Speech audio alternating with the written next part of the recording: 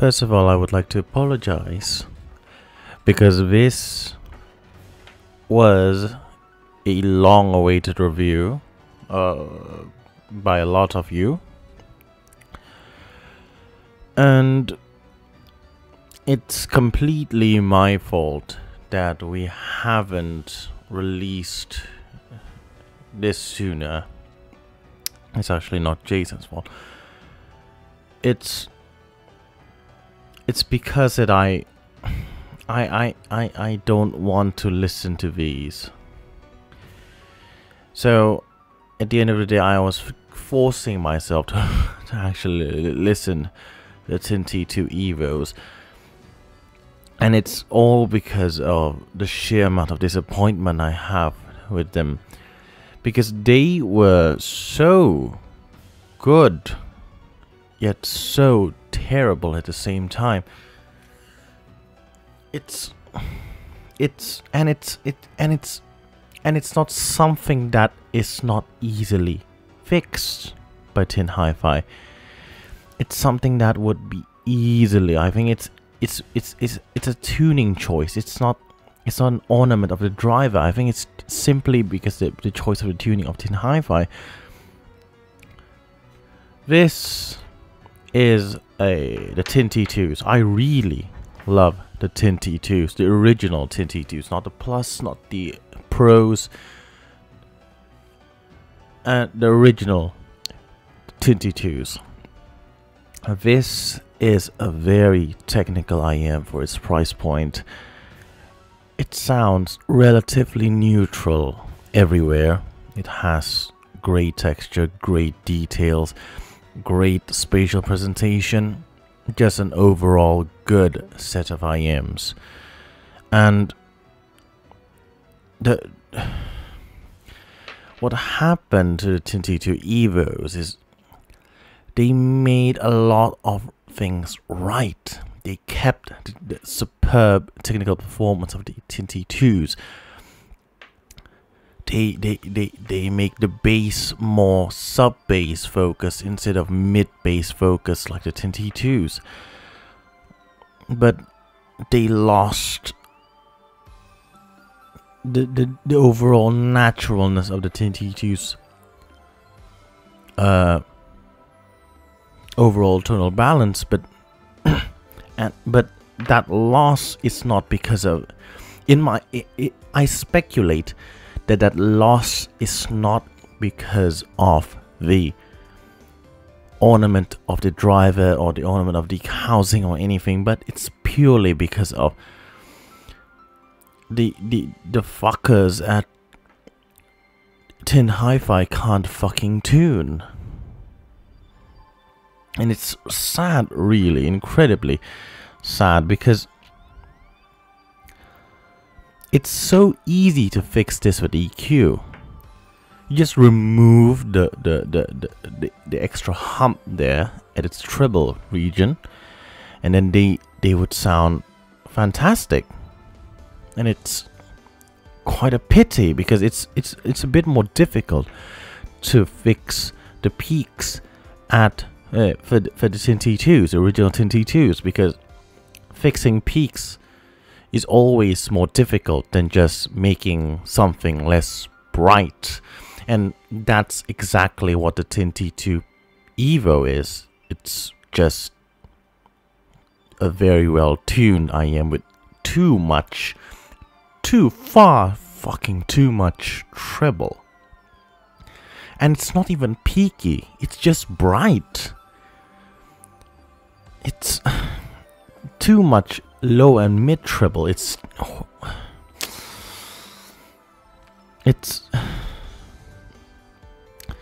really sad. It's really sad that they come so close to making something as good or maybe better in terms of tuning than the Tin T2s. But they just strayed so far. Because with this is not a conventional review. video. It's not going to be a conventional review video. This sounds thin. It doesn't sound right. It sounds...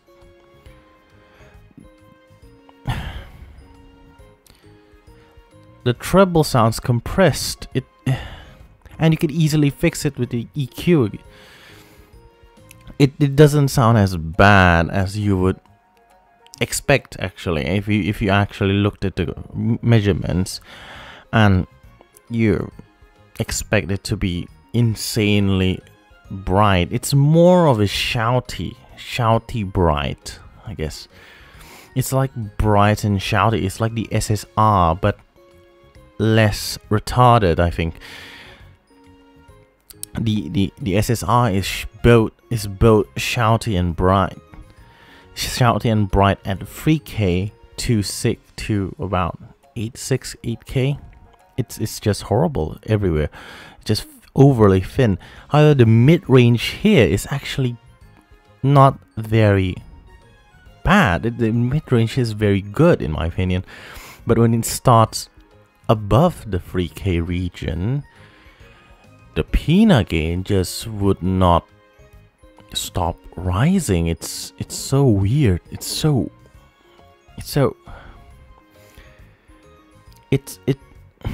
a minor problem, but it's a major problem at the same time. I bet you can't just put filters here and fix the problems, but it's sad, really, because this is very technical, it's very detailed, it's very wide and expansive. The bass and the mid-range is fine, so it's actually very good. It's fine in terms of being a 10T2. It's fine in terms of being a 10T2, which is going to be above average, because the 10T2s is very above average. In terms of bass, the 10T2s would still have a bit more thickness and warmth and texture. However, the 10T2 Evo is actually a bit better controlled, less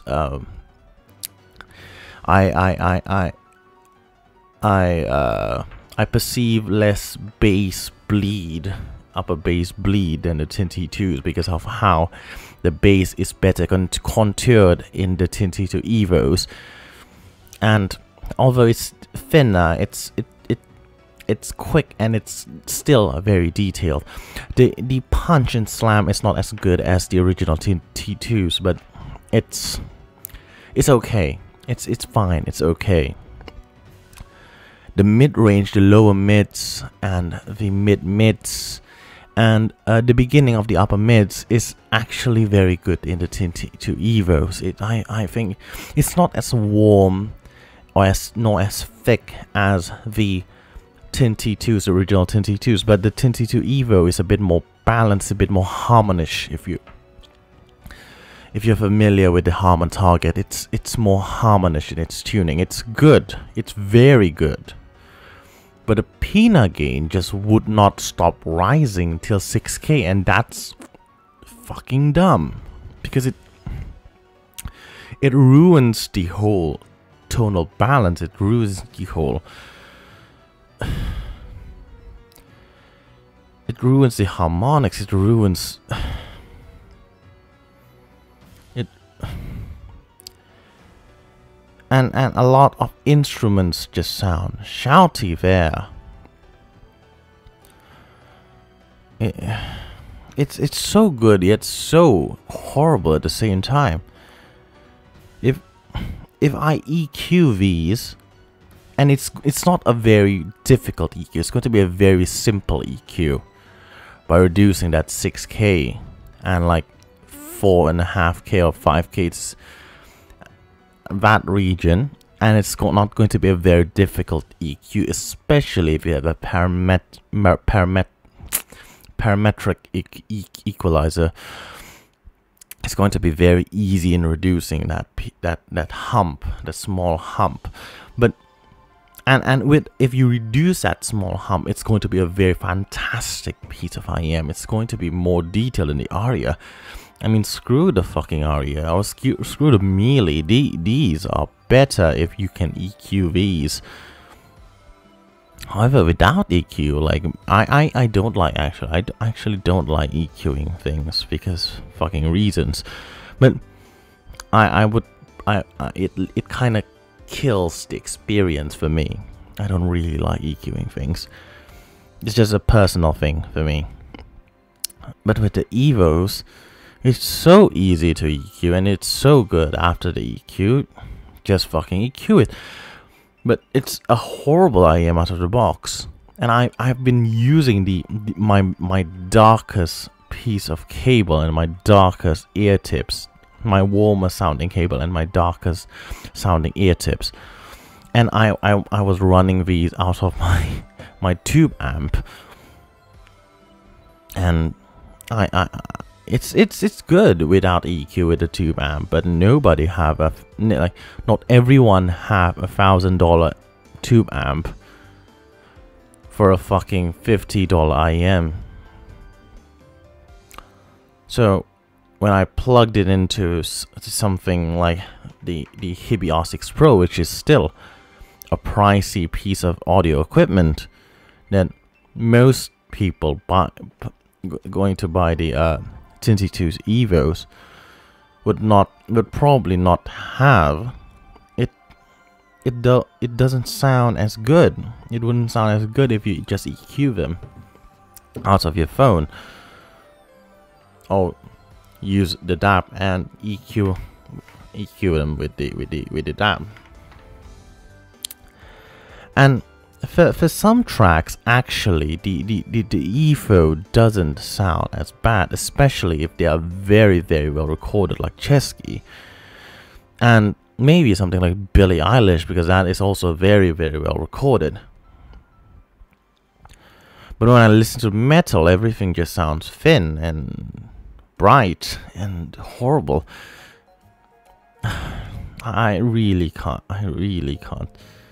There's some jazz music with a lot of cymbals and percussions.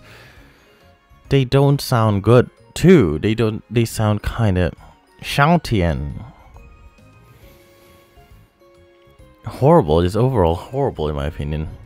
But a lot of the vocals actually don't sound horrible. They don't sound. They're gonna sound smeared and weird and wrong, but it's not as terrible as maybe some of the KZs.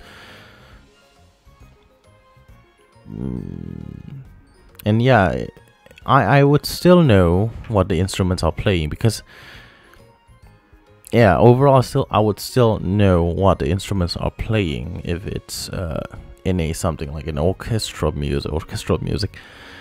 But it's not going to be a very enjoyable listen.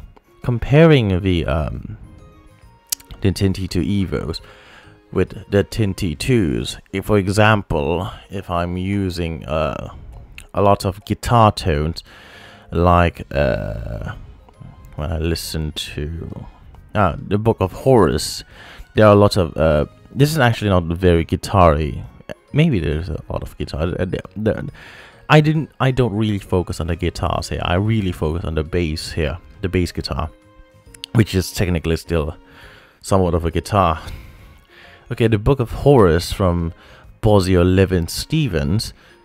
The bass the bass on the T2 Evos don't have the texture and the richness that the T2 has, but it's still quite textured too. So it's still quite textured here. So it's not horrible. It's not. They don't overpower everything else. Like if I'm playing the bass here on something like the Blano Freeze. But yeah. But when I play an acoustic guitar track, even on a darker sounding recording, like what do you call it? Where is it? Northern Gothic by Wood Woos. I don't know how to pronounce that. The guitar on the track Northern Gothic sounds a bit thin and lacking in body with the non-EQ'd T2 Evos, and I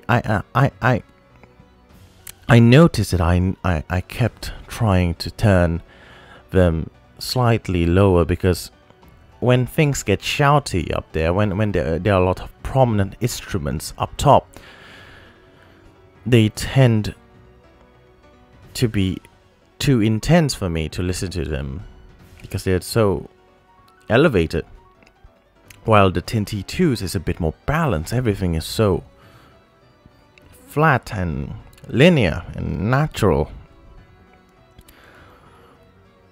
But with the EQ, these would sound very good too.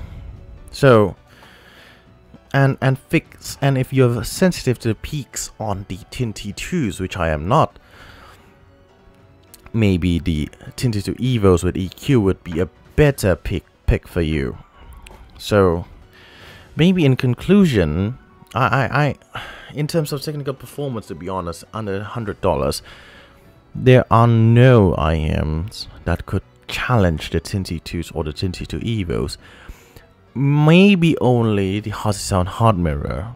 That's the only IM that could challenge these two in terms of technical performance. But no other IMs could challenge these in terms of technical performance, and at under $100, at least with IMs within my radar. But in terms of tuning, while the overall tuning of the T2s is still, in my opinion, very good. It's not the best, it's definitely not the best, but it's a very good tuned, very well tuned IM for its price, definitely. I can't really say the same for Evo, and that's because of that weird choice, like tuning choice of the Evos. So yeah, if you're going to EQ things, the Evo would be much easier to fix. It's going to be much easier for you to just reduce that brightness than removing the peaks of the T2s, if you are sensitive to the T2s. However, if you're looking for something thicker in terms of overall presentation with a bit better dynamics, also, oh yeah, I need to mention that the dynamics here is also a bit better. But you might want to pick the T2s. But if you're looking for something more tighter with EQs, definitely, and you want something more coherent sounding, the Evo might be the correct choice with EQ. I guess that's it, for the video. Don't forget to watch Jason's video. See you next time. Godspeed.